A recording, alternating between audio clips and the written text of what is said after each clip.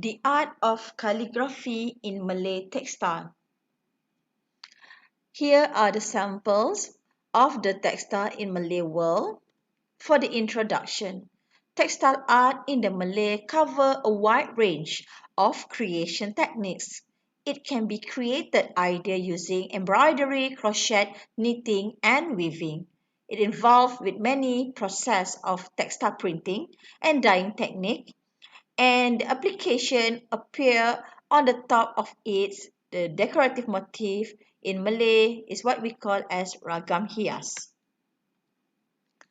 Calligraphy that exists in the Malay textile woven by not using floral motif, possibly because of a presumption that the application is limited in important ceremonies in life, as well as some mystical belief that exists with him. As is what we know, the use of calligraphy, especially those written in the name of God and the sacred verses of the Quran, can be used randomly. The use of the name of Allah and the holy verses of the Al-Quran are usually limited to the use of the head to the waist, and preferably in front of the shirt over the back. However, there is also a comprehensive art of SONGKET weaving calligraphy, which is anchored to the level of the thigh, and the calligraphy exists even on the back of the shirts. This is contradict to the manners taught by Islam to the glorification of the Al-Quran and the name of Allah, so it is never allowed to place sacred verses on a lower level. So it becomes as an instruction to them. What's more is the use of more expensive lifestyle clothing because it cannot occupy a living textile or bring it into the bathroom. In general, the art of calligraphy of Malay textile manifests through several methods or techniques of making. It can be categorized based on the writing style made on textile as follows: the art of calligraphy, embroidery calligraphy, teleport calligraphy, and the art of weaving calligraphy. Tradings contributes significantly to the development of traditional Malay textile, being at the crossroads of trades, fabrics and cloths in the form of kain sarung panjang, shawls, headcloths, and were made and traded as commodities among the island people for use as essential items of clothing.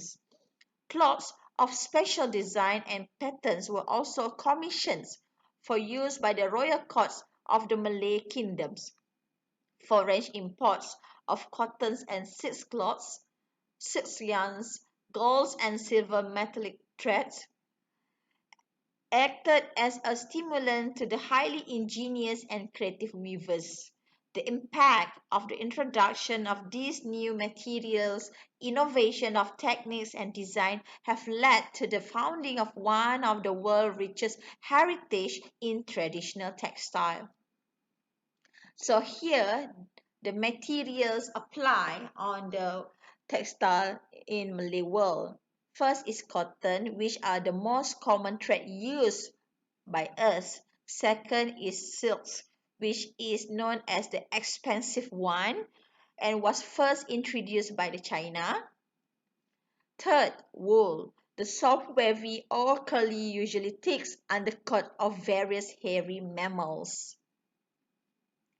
Textile can be created with the techniques of embroidery, crochet, knitting, and weaving. It's also involved with the process of textile printings and dyeing technique yarn or fabric base.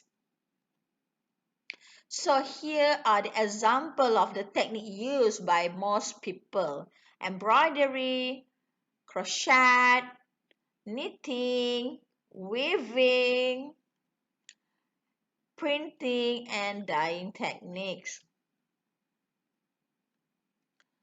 So the first one is weaving. The weaving of textile for rituals and daily use has been the work and responsibility of women. It was a tradition that the art of weaving was handed down from mother to daughter, from generation to another generation. Her competency and mastery at the loom in producing patterns and motifs in various techniques was a deciding factor then for a young girl to enter into matrimony.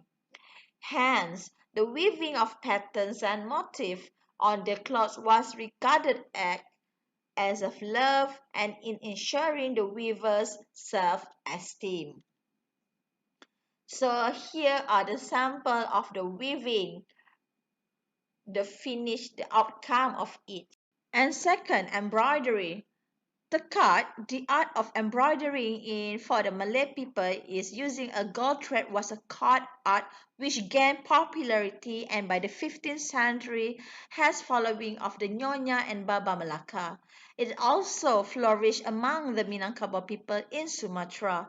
Historically evident points to the fact that the art may have originated from the Ottoman Empire brought by the traders to the royal courts of the Malay kingdoms.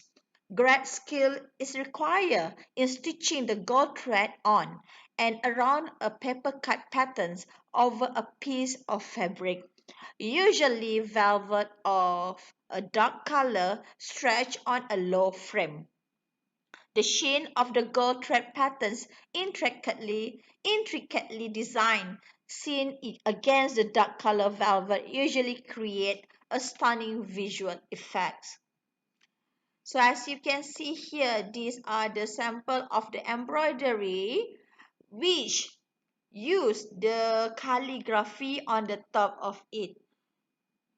Here is the patterns of ragam hias with a decoration of floral. This sample is what we call as a purse. Ya, kita punya dompet dulu-dulu. Ini diorang punya.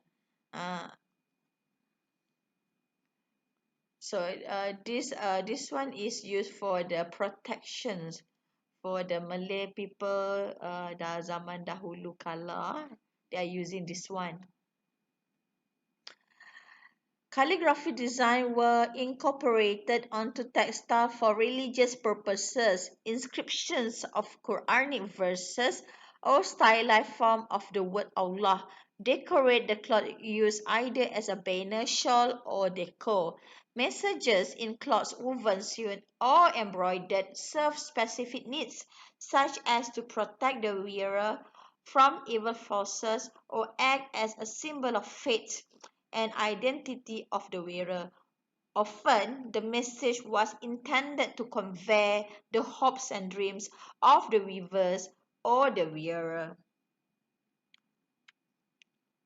For the special significance are the shield, also known as talisman jacket, woven or embroidered with the prayers used as a protection to the wearer in a battle.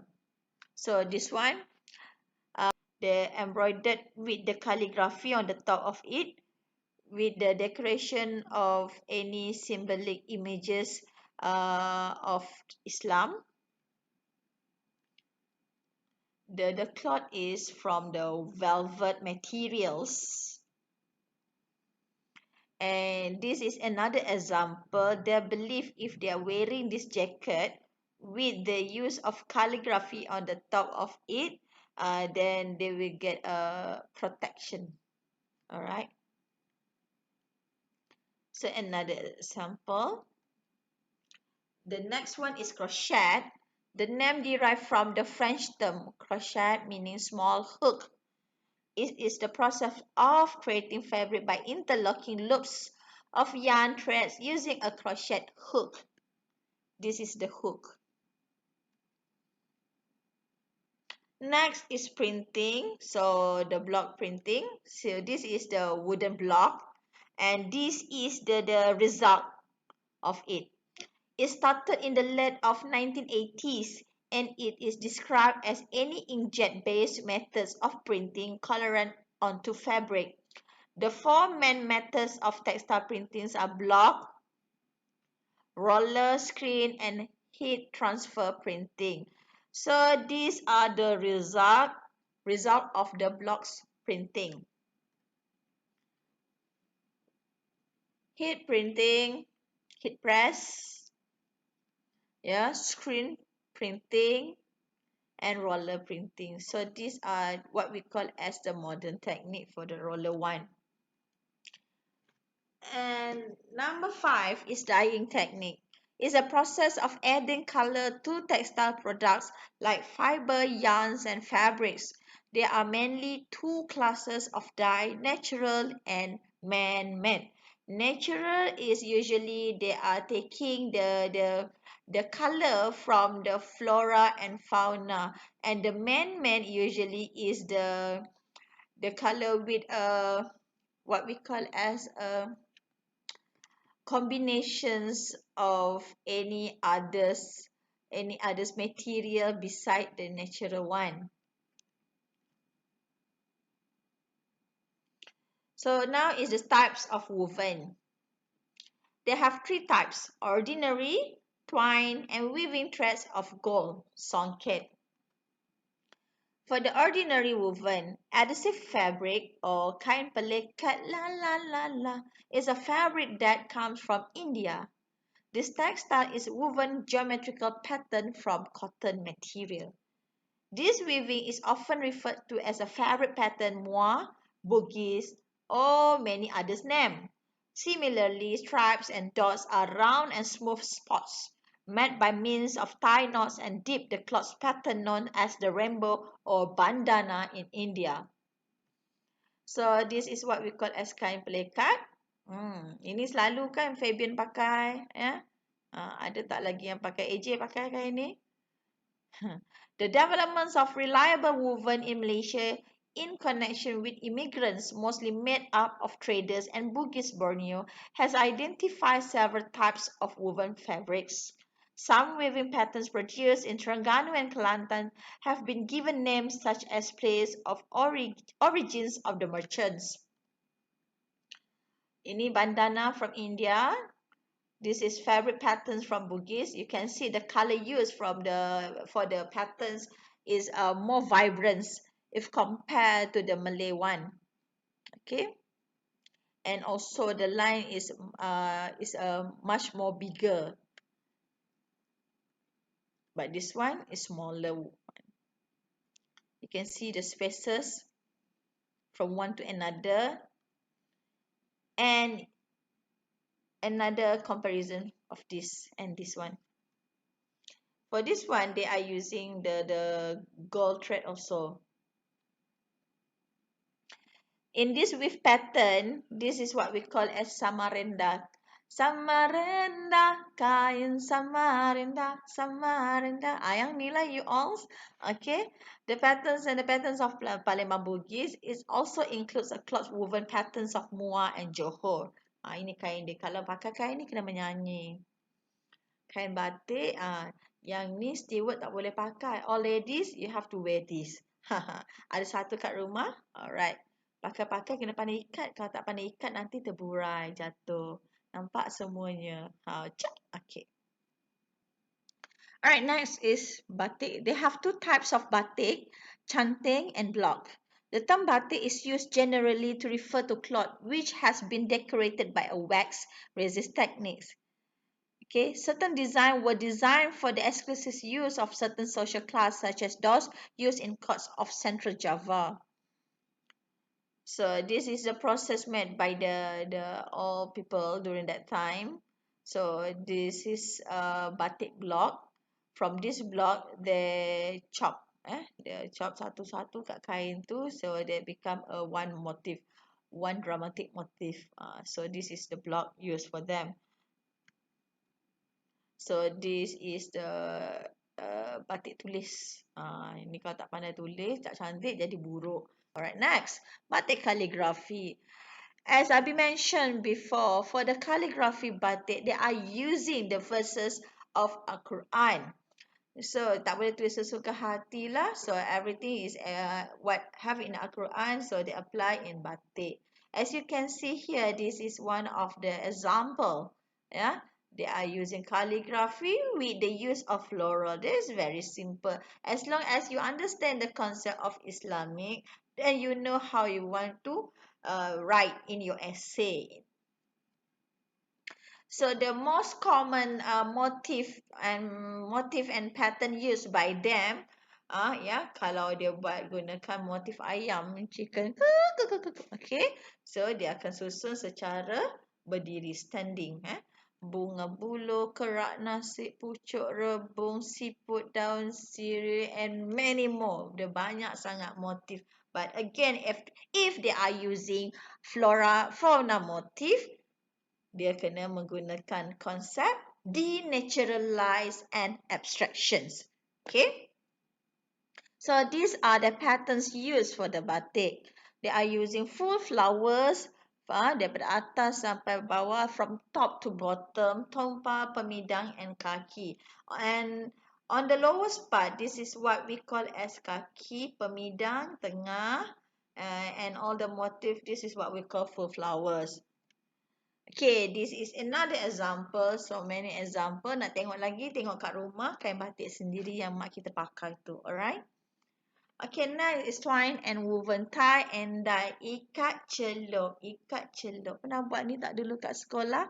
Alright, so this is another technique. Yeah, it consists of folding, twisting, pleating, crumpling, kronyok-kronyokkan dia. Okay, fabrics of garments and binding with string or rubber band. Ikat dia, lepas tu celup. Ikat celup, ikat celup. Nini coklat celup, celup, celup. Pernah dengar tak iklan tu? Ini dia twine woven techniques is a technique of tie and dye. Ikat and celup. Okay, third, weaving. Thread of gold and silver, SONGKET. SONGKET may be regarded as the queen of handloom fabric. Traditionally, this fabulous brocades cloth is hand-woven in silks or cotton and with gold or silver. The term songket came from the Malay words menyongket. Ya, jangan salah sebut menyongket. Ya, songket cloth is woven using the supplementary weave technique, where extra or supplementary metallic threads are inserted in between the silks or cotton weave. So here, another example of songket. Lama, right? This songket is known as limar songket. Okay, on the top part of the limar songket, this what we call as kendik tali. Awan larat design pagar istana. Ni pucuk rebung berjuang. Pucuk rebung pergi berjuang, you all. Dan bunga sarang celak. Nampak tak? Begitu puitisnya bahasa Melayu kita. Okay, this another one. Kain limar tanah merah. With the design motif of corak lawi ayam. Okay. Dengan bintang bertaburan. Bunga-bunga matahari. Okay, ni bintang lah. Ini bintang ya. This is another example pucuk rebung lawi ayam susunan berjuang. Okay. This is the cloth with the silver threads. Songket design. This one. This one is a jacket with the protection of the calligraphy motif on top of it. This is apa ni kita panggil ni, handkerchief. Tanjak, yeah, is popular being used by the Malay people during the 15th and 16th century. But now it's popular again. Semua orang nak pakai balik tanjak. And this type of tanjak, that what we call as daun kopi. Another style of tanjak, Selangor design. So the cloth is from songket with the fabrications of the floral motif. So this is the close-up image of the songket. As you can see here, the design is very intricate and very detailed. and the motif weave by the people during that time is they do it by manually. So these are the process of menyongket. So these are the machine used by the older people during that time. So ladies and gentlemen, now we come to the conclusions of the topic. So the trading become very significant for the Malay people during that time for the developments of the traditional Malay textile, including the introductions of new materials, innovation of techniques and design have led to the founding of one of the world's richest heritage in traditional textile. So again, ladies and gentlemen, don't forget how to relate it with the calligraphy used and the material as well as the concept brought by the Islam to the textile of the traditional Malay. Okay, that's all. Last but not least, from Yasmin Mogaheds, what comes out of the hearts enters to the other hearts. Be real with people. Thank you and take care. Bye.